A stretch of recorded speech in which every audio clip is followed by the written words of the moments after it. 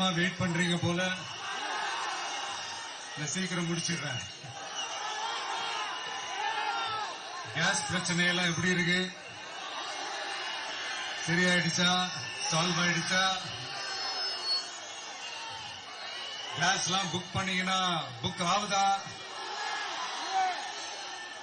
இந்த கேஸ் பிரச்சனையினால எவ்வளவு பிரச்சனைகள், எவ்வளவு டீ கடைகள் மூடிட்டாங்க, எவ்வளவு ஹோட்டல்ஸ் மூடிட்டாங்க. இதனால எவ்வளவு கஷ்டங்கள், எவ்வளவு நஷ்டங்கள். அவங்களாச்சும் கொஞ்சம் உஷாரா இருந்திருந்தாங்கன்னா இந்த கேஸ் தட்டுப்பாடு கொஞ்சம் கண்ட்ரோல் பண்ணிருக்கலாம். இவங்களாச்சும் கொஞ்சம் முன்னெச்சரிக்கையா இருந்திருந்தா அட்லீஸ்ட் நம்ம ஊர்லயாச்சும் இந்த கேஸ் தட்டுப்பாடை கொஞ்சம் கண்ட்ரோல் பண்ணிருக்கலாம். இவங்க 2 பேரும் தான் இதுக்கு காரணம். ஆனா நம்ம ஸ்டாலின் சாரை கேட்டீங்கன்னா நமக்கு அதுக்கு சம்பந்தமே இல்லையே அப்படின்பாரு. ஆனா அவரு வீட்டுல ஏதாவது ஒரு ரைடுனா, அவரு வீட்டுல ஏதாவது ஒரு பிரச்சனைனா டெல்லிக்கு பறந்து போயிட்டு வருவாரு. இந்த கேஸ் சிலிண்டர் பிரச்சனைக்கு கொஞ்சம் டெல்லிக்கு பறந்து போயிட்டு வரலாம்ல, கொஞ்சம் பிரயோஜனமாச்சு இருக்கும்ல. கேஸ் சிலிண்டருக்கு மானியமா 100 ரூபாய் தருவேன்னு சொன்னீங்களே, என்ன ஆச்சு? கரும்புக்கு ஆதார விலையா 4000 ரூபாய் தருவேன்னு சொன்னீங்களே, என்ன ஆச்சு? இந்த ரேஷன்ல சர்க்கரை 1 கிலோ எக்ஸ்ட்ரா தருவேன்னு சொன்னீங்களே, என்னாச்சு? ரேஷன்ல உளுந்தம்பருப்பு கொடுப்பேன்னு சொன்னீங்களே, என்னாச்சு? நான் இது எத்தனை வாட்டி ரிப்பீட் பண்றதுன்னு எனக்கு தெரியல. நீட்டை ரத்து செய்வோம்னு சொன்னீங்களே, என்னாச்சு? சோ எதெல்லாம் அவரால் செய்ய முடியாதோ அதையெல்லாம் பொய் வாக்குறுதிகளா கொடுத்து ஏமாத்துறது தான் இவருடைய வேலையே. இப்ப அடுத்த செட் ஆஃப் இந்த பொய் வாக்குறுதிகளை ரெடி பண்ணிட்டாரு. அதனால அவரை மாதிரி நாங்க பொய் வாக்குறுதிகள்லாம் கொடுக்க மாட்டோம். மக்களுடைய தேவைகள் என்னன்னு சரியா புரிஞ்சுக்கிட்டு அதுக்கேற்ற மாதிரி தான் நாம செயல்படுவோம். 6 சிலிண்டர்கள் தாய்மார்களுக்கு கட்டணம் இல்லாம அன்னபூர்ணி சூப்பர் 6 திட்டம் சொன்ன மாதிரியே நிறைவேற்றுவோம். கல்யாணம் ஆகி போற நம்ம தங்கைகளுக்கு 1 பவுன் தங்கமும் பட்டு சேலையும் சொன்ன மாதிரியே கொடுப்போம். 60 வயசு வரைக்கும் இருக்கிற குடும்ப தலைவிகளுக்கு மாதந்தோறும் 2500 சொன்ன மாதிரியே கொடுப்போம். என்னுடைய அம்மா, அக்கா, தங்கைகள் எல்லாருமே தமிழ்நாட்டில் எந்த மூலையிலிருந்து எங்க வேணாலும், தமிழ்நாட்டுக்குள்ள எந்த பஸ்ல வேணாலும் ஃப்ரீயா சொன்ன மாதிரியே ஃப்ரீயா போகலாம். கல்வி, ரேஷன், மருத்துவம், குடிநீர், சாலை வசதி, பஸ் போக்குவரத்து, இந்த மாதிரி அடிப்படை விஷயங்கள்ல தான் எங்களுடைய முதல் கவனம் இருக்கும். நான் ஏற்கனவே சொன்னது மாதிரி நிறைய கவர்மெண்ட் ஸ்கூல்ல இந்த டாய்லெட் வசதிகள்லாம் சரியா இல்ல, அதை சரிப்படுத்தணும்னு சொன்னோம். உடனே இதெல்லாம் ஒரு பெரிய விஷயமா அப்படின்ட்டு சில அறிவாளிங்க கேட்டாங்க. அந்த அடிப்படை வசதிகள் இல்லாததுனாலதான் ஒரு 12th ஸ்டாண்டர்ட் படிக்கிற பொண்ணு ஒரு அவசரத்துக்கு ஒரு காட்டு பக்கம் ஒதுங்கினாங்க. என்னாச்சு? இந்த உலகத்தை விட்டே போயிட்டாங்க.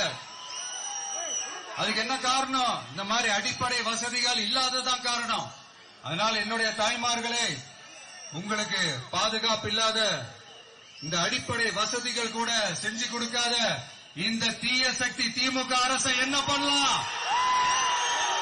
தூக்கி வீசி எறிவோமா? எதுக்கு இப்ப அங்க இங்க சுத்திக்கிட்டு நம்ம ஊருக்கே வருவோம், நம்ம திருச்சிக்கே வருவோம். இங்க ஒரு மந்திரி இருக்கிறாரு, நகராட்சி துறையில வேலை வாங்கி தரதா சொல்லி கோடிக்கணக்கான பணத்தை லஞ்சமா வாங்கிக்கிட்டு தகுதியானவங்களுக்கு எல்லாம் வேலை வாய்ப்பு கிடைக்காத அளவுக்கு பண்ணிருக்கிறாரு. இதெல்லாம் எவ்வளவு பெரிய ஒரு ஏமாத்த வேலை. அதனால நம்ம தம்பி தங்கைகளே, உங்களுக்கு இந்த வேலை வாய்ப்பை பறிச்ச இந்த ஸ்டாலின் சார் சர்க்காரை என்ன பண்ணலாம்? தூக்கி வீசி எறிவோமா? உங்களுக்கு இந்த பாதுகாப்பு இல்லாத, சட்டம் ஒழுங்கு சரியில்லாத இந்த தீய சக்தி திமுக அரசை என்ன பண்ணலாம்? தூக்கி வீசி அறிவோமா? நகராட்சி துறையில மட்டுமே 1000 கோடிக்கு மேல ஊழல்னா அப்ப மத்த துறையில எல்லாம் கொஞ்சம் கணக்கு போட்டு பாருங்க, தலையெல்லாம் சுத்தி போயிடும். நான் கொஞ்ச நாளைக்கு முன்னாடி சொல்லியிருந்தேன், இந்த ஸ்டாலின் சார் டாக்ஸ் அப்படின்ட்டு, இந்த ஜிஎஸ்டி மாதிரி எஸ்எஸ்டி, அத பத்தி அவங்க வாயை திறக்கலங்க. என்னமோ அவங்களே ஒத்துக்கிட்ட மாதிரி இருக்குது. ஆமா, இப்படி ஒரு டாக்ஸ் இருக்குது அப்படின்னு அவங்களே ஒத்துக்கிட்ட மாதிரி ஆயிடுச்சு.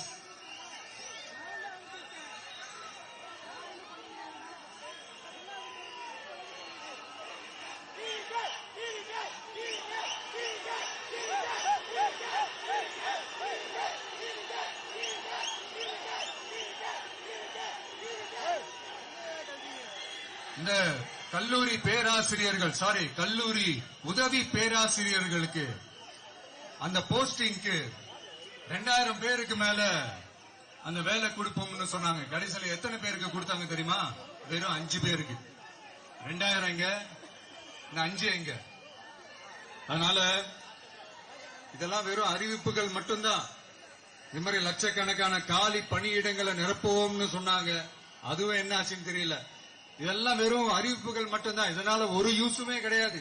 யூஸ்லெஸ் கவர்மெண்ட் இது.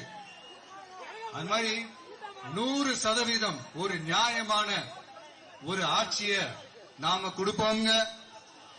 100% நீங்க இந்த விஜய நம்பலாமுங்க. நீங்க நம்புறீங்கன்னு எனக்கு தெரியும். அதனாலதான் என்னுடைய சொந்த பந்தங்களாகிய உங்ககிட்ட எனக்கு அந்த உரிமை இருக்கு. எனக்கு ஒரு வாய்ப்பு கொடுங்க, எனக்கு ஒரு சான்ஸ் கொடுங்கன்னு உங்ககிட்ட கேட்காம வேற யாருக்கிட்ட நான் கேட்பேன். அதனால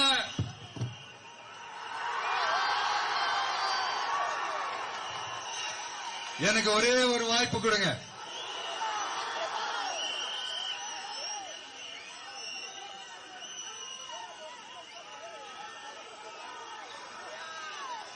இருந்தாலும் ரொம்ப முக்கியமா ஒண்ணு நீங்க ஆழமா மனசுல வச்சுக்கணும். இந்த எலெக்ஷன்ல திமுக ஏலத்தில் எடுத்திருக்கிற கல்லாப்பெட்டி கூட்டணியோட சேர்ந்து, அப்புறம் நாம ஏற்கனவே சொன்னோமே அந்த மற்றும் பலர் கூட்டணின்னு ஒண்ணு இருக்குல்ல, அவங்களோடும் கள்ள கூட்டணி போட்டுக்கிட்டு எல்லாரும் முன்னா சேர்ந்துகிட்டு நம்மள உங்க விஜய எப்படியெல்லாம் எதிர்க்கிறாங்கன்னு நான் சொல்லிதான் உங்களுக்கு தெரியணும்னு அவசியம் இல்ல.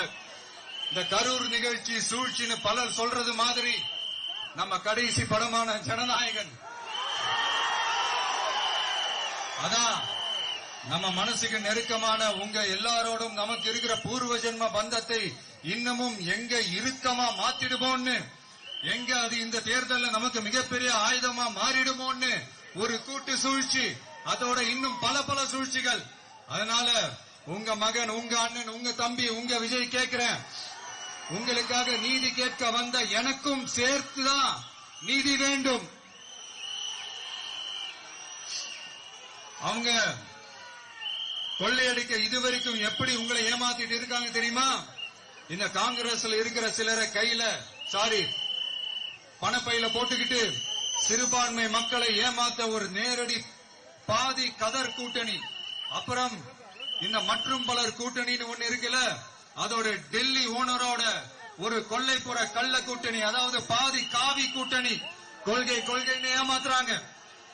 அதனால இந்த திமுகவையும் நம்பாதீங்க, இந்த பாஜகவையும் நம்பாதீங்க. 2 பேரும் வேற வேற கூட்டணி எல்லாம் கிடையாது, ஒரே கூட்டணி தான். 2 பேரையும் நம்பாதீங்க. இதுல எந்த டவுட்டும் உங்களுக்கு வேணாம். நீங்க திமுகவுக்கு ஓட்டு போட்டாலும் சரி, அந்த மற்றும் பலருக்கு நீங்க ஓட்டு போட்டாலும் சரி, நீங்க யாருக்கு ஓட்டு போடுறதுக்கு சமம்னு நீங்களே புரிஞ்சுக்கோங்க. அதனால இந்த வரப்போற தேர்தல்ல டிவிகேக்கு உங்க சப்போர்ட்டை கொடுங்க. இன்னும் பல வருஷத்துக்கு தமிழ்நாடு சூப்பரா இருக்கும். அப்புறம் நான் ஒரு விஷயத்த திருப்பி ரிப்பீட் பண்றேன்னு சொல்லி யாரும் தவறா எடுத்துக்க வேணாம். ஏன்னா அது என்னுடைய கடமை. ஒவ்வொரு ஊருக்கும் போய் அதை நான் ரிப்பீட் சொல்லியே ஆகணும். ஏப்ரல் 23ஆம் தேதி சும்மா காலங்காத்தால பக்காவா ரெடி ஆயிட்டு ஓட்டர் ஐடி கார்டை கையில எடுத்துக்கிட்டு முதல்ல பூத்துல போய் நின்னு அந்த விசில் சின்னத்துக்கு நேரா இருக்கிற அந்த பட்டனை ஒரு அழுத்தங்க.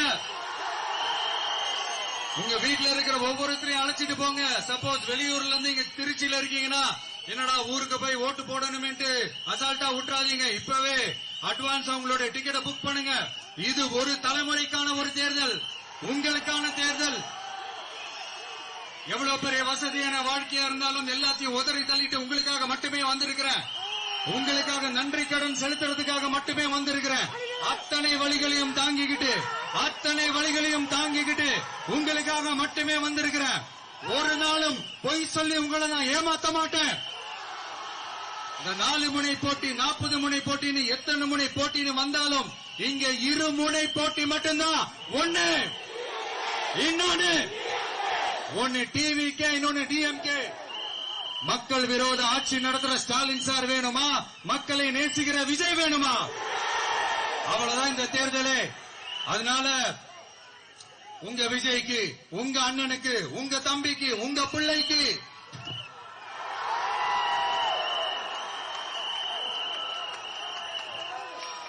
ஒரே ஒரு வாய்ப்பு கொடுங்க.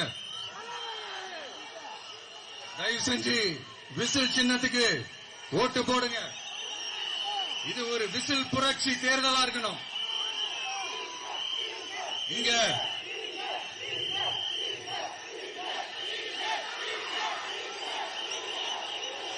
தேங்க்யூ. இங்க திருச்சி இந்த எல்லா தொகுதியிலும் நம்மளுடைய நண்பர்களை, நம்மளுடைய தோழர்களை, வேட்பாளர்களா அன்னைக்கு அறிவிச்சேன், நான் நிப்பாட்டி இருக்கேன். அவங்க வேற, நான் வேறன்னு தயவு செஞ்சு பிரிச்சு பாத்துறாதீங்க. அவங்க எல்லாரையும் வெற்றி பெற செய்யணும்னு உங்க எல்லாரையும் தாழ்மையுடன் நான் கேட்டுக்கிறேன்.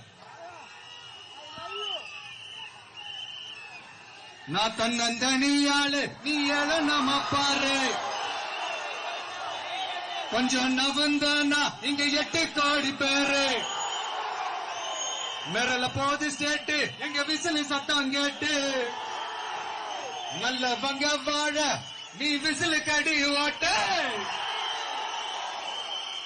கடைசி நம்பிக்கை மக்களை தேடி வருது, அதை இறுக்கி புடிச்சு ஒரு வரலாறு எழுது. உங்க விஜய் நான் வரேன். விசில் அடிக்க ரெடியா?